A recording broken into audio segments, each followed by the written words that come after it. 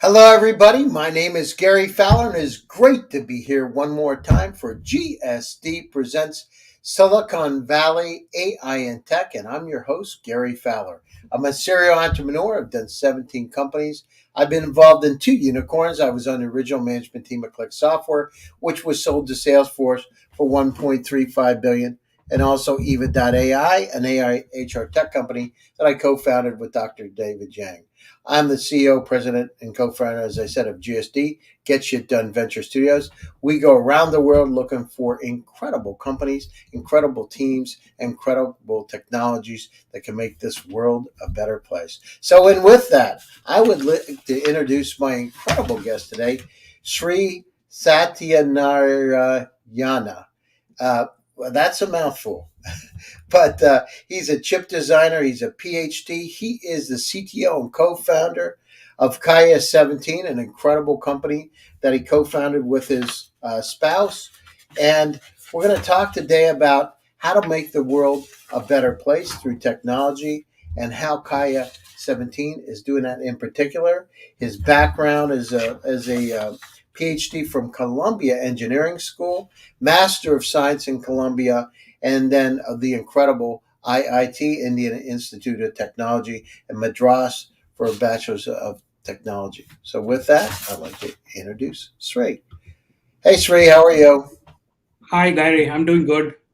I'm pretty good. Oh, it's funny. I just had Siri come up. I'm doing pretty good. Can you imagine that? Oh, well, that's great to know. uh, yeah, so it's great to have you today. So tell me a little bit about, so you were in Madras at IIT. How did you Mhm. go to Columbia? Did you just one day wake up and say, "Oh, I want to go to Columbia University," or how did it happen? Were you recruited, or what was it Not like? exactly. The uh, IITs produce a lot of good talent in India. And back then, when I was just green and graduating from school, the best opportunities obviously were in the United States. And one of the uh, most coveted things is to try to get to the best schools in the US. And I followed that along with several of my colleagues. Uh, but the interesting thing is that although my background is electrical engineering or electronics, I always had one foot in the bio or biotech space, starting way back in my undergraduate days. I used to work at a neurosurgery hospital where people were doing EEG research. And that's how I got interested in the bio side of things and tried to apply electronics to the bio stuff. And then I applied to the United States, wanted to do my PhD in area of neural nets, and that's how I got here. So, Sri, I have a question for you. How is it today? Since India's changed a lot since you started at Columbia back in 98, 1988, actually, when you started your PhD. Mhm. Well, you don't look that old. I was just looking at it. It says Thank you. 1988. You look like a teenager. So it's great. Whatever it is, it's doing a great job for you. But how does it? How's it changed? Is it the same? Would you come back to the U.S.? Would you come to the U.S. now if you graduated from Madras to get a PhD? What would you do? Well, it has changed a lot, and it's a tough question to answer because I need to be in that situation and in that frame of mind to make the right decision because all the parameters hit you in a different way. A lot of young kids coming out of school don't quite do that. Maybe 25%, 30% come. There are many opportunities in India, and people are exploiting those. And there are even a lot of venture opportunities popping up. Some people come out of school and they want to get into becoming an entrepreneur. So So, how so is my, it? my answer is I don't know. It's interesting, and then you know there. Why is I mean, if you look at companies like Google and Twitter and Microsoft, why are there so many? If you look at Silicon Valley, a high percentage of the senior executives or founders of companies are from IIT, right? Indian entrepreneurs, primarily from IIT, I would say. Correct? Yes, yeah, Why over is and that? above.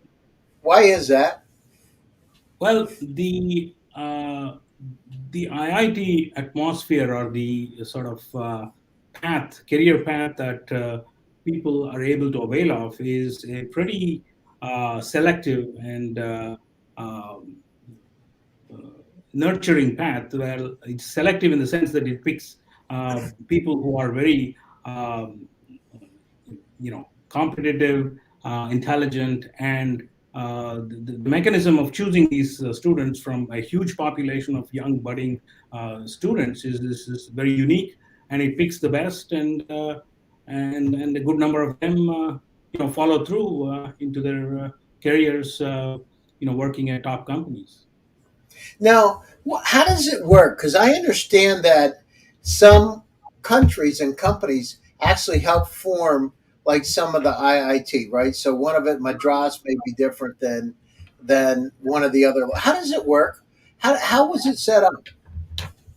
Well, when you go back to the history of India, when once India became free from the British rule, the people who formed the government wanted to sow the seeds for technology, and so what they did was they decided the central government decided to form five IITs, one in collaboration with each of the advanced countries then, and the one I went to was IIT Madras, but today it is called IIT Chennai, and that was sort of done in collaboration with West Germany. So With we saw a West? lot of Ah, West German technology, a lot of collaborations, and initially there were a lot of professors who, kind of visited and helped set up the great institution. well, what? Which one's the best? Now I know you went to Madras, but how are they ranked? And I know you're smiling, right? Because I hear Well, that's a hotly debated topic, and obviously, I will always vouch for the place where I came from. But there's a lot of competition, and I think each one provides. Let me put it this way: each one provides a very nurturing environment to develop your skills, develop your knowledge, and human beings have many different dimensions where they can flower. So it is not one single sort of yardstick by which you compare people. So I think all the IITs have done their job of offering the opportunities and letting people flower. So I think they're all good. well, so that's not an answer though. Which one do you think? Do you think Madras is the best?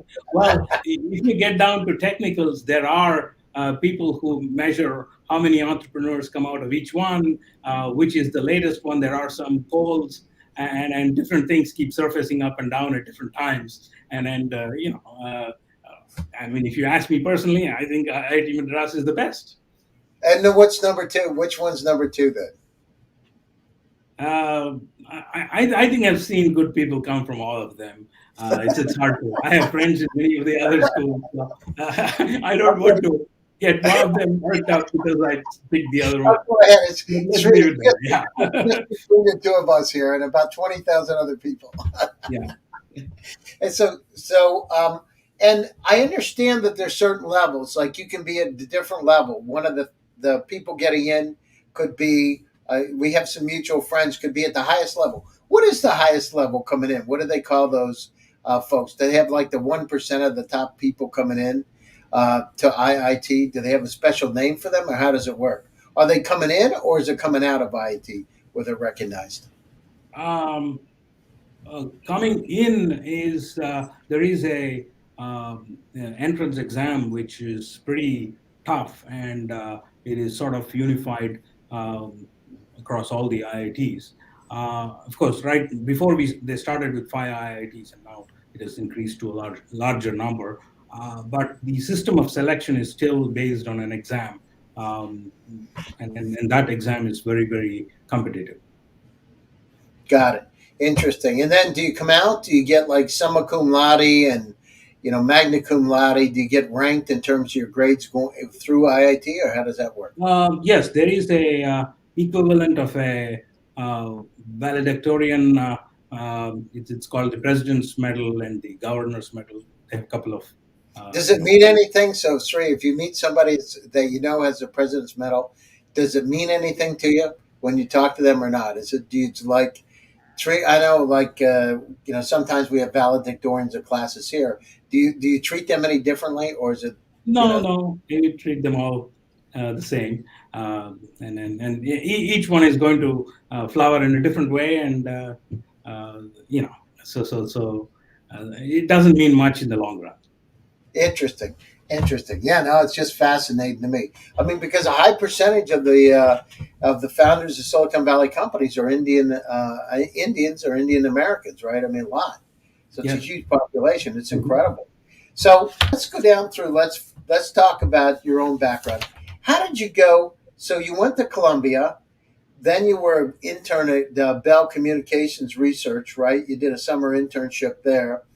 Then you went to Philips, then to IBM as a program manager for a couple of years, and then you moved from over to Free Electron. How did you go from IBM program management, which seems kind of boring, excuse me, IBM, but to like Free Electron as a CEO and founder, and how do you go there? How do you make the transition to go from working for a large company to raising $5.5 million? So the one of the good things about working in these large companies, it's a good learning environment. But in terms of actually implementing, putting your skills and knowledge to use, it is not the best place because you're just in a big ocean. When you have an interesting idea and you see that something has to be done over there, then the best way is you need to take the bold step of stepping out and saying, I will make something out of it. And entrepreneurism and starting a company seems to be the thing. And there are several people who have shown the path by stepping out, making it happen, and succeeding. So I took the plunge and I said, hey, there was a new technology and uh, called silicon germanium by CMOS, and wanted to. I saw an application for that in building high-speed circuits, and that had not been tapped. And so I stepped out and started working on that. So when you did that, then you sold to Cypress. Okay, then you did Nanoscience Diagnostics. Why did you go back to huge research labs as a research specialist? I mean, it seems like if you're running your company, why did you do that? Did you just say, I want to take a break and, you know, uh, take it easy for a year or almost 2 years? Oh, well, you were in Malibu too. Maybe you wanted to go to the beach a little bit. The beach was always there, but now one has to also make a living, and entrepreneurism always doesn't mean every single thing is a success. So I went through a tough time with nanoscience diagnostics because we had built a beautiful technology, and the market was just not there, and so I had to kind of close that company down and pick up the reins and move forward. And uh, Hughes Research was a place where they called me and said you know, they wanted somebody who could use my chip design and neural network specialty of, and so I said it was a good opportunity, and I went there and built a chip for them. How does it feel? How did it feel, Sri, going from running your own company back to working for a company that once, I did it myself with HP Deck. And I remember we had meetings to talk about meetings. And it was the strangest thing. I've never had, as an entrepreneur, I never had meetings to talk about meetings. But I remember sitting in there listening. This is the craziest thing I've ever heard. Why would we have a meeting to talk about having a meeting? Yeah.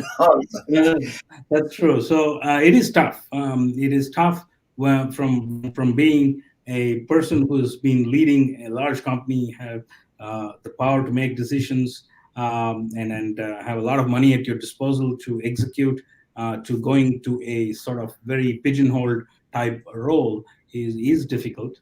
But sometimes you have to do it. Yeah, no, I understand it. So then you went to Kisa AMD, did that and did design. So when did you start getting the bug again? You did so in Vicus, you were doing that. You led a team. Then what made you decide to look at Kaaya 17? And tell us a little bit about it.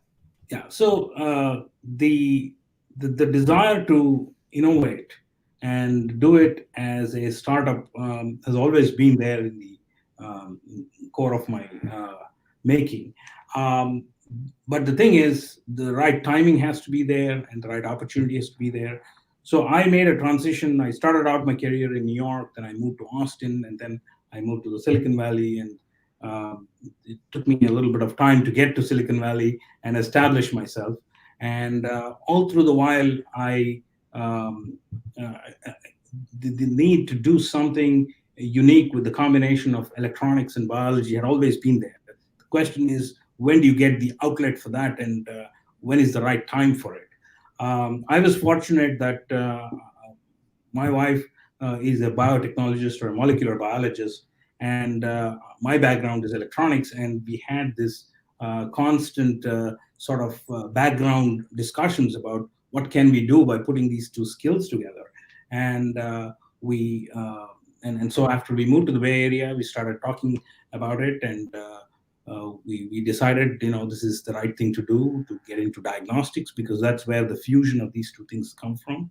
Uh, Hmm. my spouse, Sue, has been a great molecular biologist and a great partner, and she's worked at various diagnostic companies, and she has developed a keen sort of feeling and background to uh, figure out what is needed in the diagnostic industry. She worked at various diagnostic companies, see what they were doing right and what they were doing wrong, and how to bring something that is game changing into the market in that.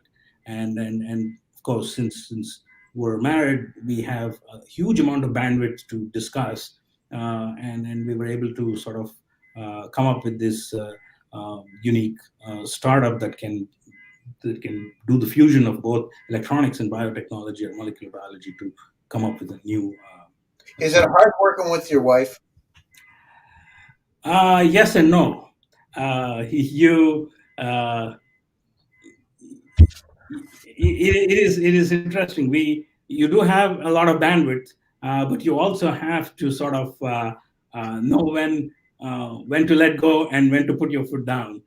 She has the same challenges too. So it is a challenge. Yes. How do you make those decisions? When do you know Well, when to put your foot down? so one simple way we did that in this company was we said, everything wet you take care of, everything dry I take care of. And it's kind of, electronics is always all about solid state stuff, and biotechnology and molecular biology is all about wet stuff, test tubes, and reagents and solutions. So that was a very clean thing. But then at the interface, you still have to butt heads and solve the problem. So there is a way to have each other's territory, but you do have to, at the interface, you still Oh, have to solve and the problem. you have to go home to the same place, right? Yes, that's right. Now, Yeah. do you have discussions over the dinner table and say, "Listen, let me tell you a little bit about this thing we're working on," or do you talk about other things when you're home? No, it's other things. The place where there is a lot of energy and discussion that happens is on the whiteboard. That's where you So discuss when all you're the home, things you you don't can talk talk about, about business. You talk not about at the dinner table. family and that kind of thing. Yeah. Yes. That's great. That's interesting. Well, it sounds like you've accomplished a lot. So tell us, what's Kaaya 17? I mean, I understand you're changing the world. So tell us a little bit about that. So Kaaya 17 has come up with a very unique technology. Now, everybody knows about COVID. Everybody knows about the problems with COVID. Um, for COVID testing, you have two major types of solutions. You have PCR tests, which are accurate, but they do take a good amount of time, for 24 to 48 hours for you to get your results. On the other side, you have rapid tests, which are very quick, they're cheap, but they're not as accurate. So if you're trying to find um, a COVID case among people who are asymptomatic at an early stage, then you need a very sensitive test. And that's why you try to use PCR, but PCR takes 2 days to get your results back. So it's kind of not quite doing what it can do. So Mhm. we said, why not come up with a solution that will offer the best of both worlds? So we came up with a test that is as sensitive as PCR, but can also be done in 15 minutes at the point of use or at the point of care. Now, to top it off, we said, let's make it easy for people by saying, instead of using nasal swabs, we will offer a saliva based test. And that made the big difference with many kids and many people who got sick of having, Yeah, swab. I hate that thing going up your nose with COVID. That really, sometimes it hurts. They push it. I mean, I don't know what they're doing. Maybe they get tired every day, doing it. But sometimes they stick it so far up your nose. I mean, it's really disgusting. It does hurt. It is, yes. It's amazing. So, what other things can you find? So, obviously, Kaaya 17 isn't just tied in with COVID. I mean, you can test for all kinds of things. What other kind of diseases can you test for? So when we started out this company, which was way back in 2016, we there was no COVID, and our goal and vision, which still is valid today, is to bring a very efficient point of care solution to the doctor's office. Now, what is the way in which testing is done today? You go to the doctor's office, you need a test run, they take a sample, blood, saliva, urine, whatever, and they put it in a box and it sits outside the doctor's office. Somebody picks it up, it goes to Quest, LabCorp, and a couple of days later, you get your results. We said something is not right here. It is taking more time. The patient has to wait, the doctor has to spend more time. Is there a way to find a better solution? So if you find a way to detect the same disease or the same problem right at the doctor's office, then you don't have this cycle time of 2 days to get your results back, and patients can come in for one doctor visit, get their diagnosis and their treatment, and go back home. It's good for everybody. But in order to make this possible, you need a rapid test that is accurate, and the instrument that runs this also has to be fairly compact and affordable by the doctor's office. So we Got it. set up doing that. And then when COVID hit, we said, hey, this is a perfect solution for COVID. And so we pivoted, solved the COVID problem, offered the COVID test. And now that we have done that, we're going to go back and start offering other tests with the same platform. Yeah, that's fantastic. So I understand you're raising money. How much money are you looking to raise? We have members from the investment community from all over the world, family offices, et cetera. What are you looking to raise for the company, and what's the best way for people to get a hold of you? So we're trying to raise 2.5 million right now, and that is primarily to scale up our contract manufacturing capacity so that we can offer more and more tests. We've just started selling our test kits and instruments, and this first round of fundraise will fuel the contract manufacturing scale up, and then a little bit down the line, we are going to raise some money to develop other tests for other diseases. Oh, that's great. And how do people get a hold of you? So if there are investors out there looking to invest, what's the best way to reach you? Well, there's the website. There is an email to me, Sri at Kaaya17.com, or our website is www.kaaya17.com. And I'm here. So, what advice do you have for entrepreneurs, and specifically Indian entrepreneurs that are looking to come to the U.S. and to go global? What specific advice do you have for them? Words of wisdom. I think being an entrepreneur is a fantastic experience. It allows you to put your knowledge, skills to use. And when you have accomplished it, you can see the fruits of your labor actually working. And if you can use it to make the world a better place, that's fantastic. But that is not to say it is without problems. There is hardship, there are risks, and there is a rough journey before you make it successful. So I think good luck to them. Yeah, it's great. Sri, I want to thank you for joining my show today. I really appreciate it. We're at the end of the show. To my audience out there, my name is Gary Fowler. It's great to have you one more time here today. Stay happy, stay safe, and stay healthy. And stay tuned for another edition of GSD Presents Silicon Valley AI and Tech. We'll be back again on Thursday. I'm your host, Gary Fowler. I'd like to thank my entire team and Sri and your entire team. Thanks, Gary. As possible today. Take care of yourself, everybody, and we'll see you again soon.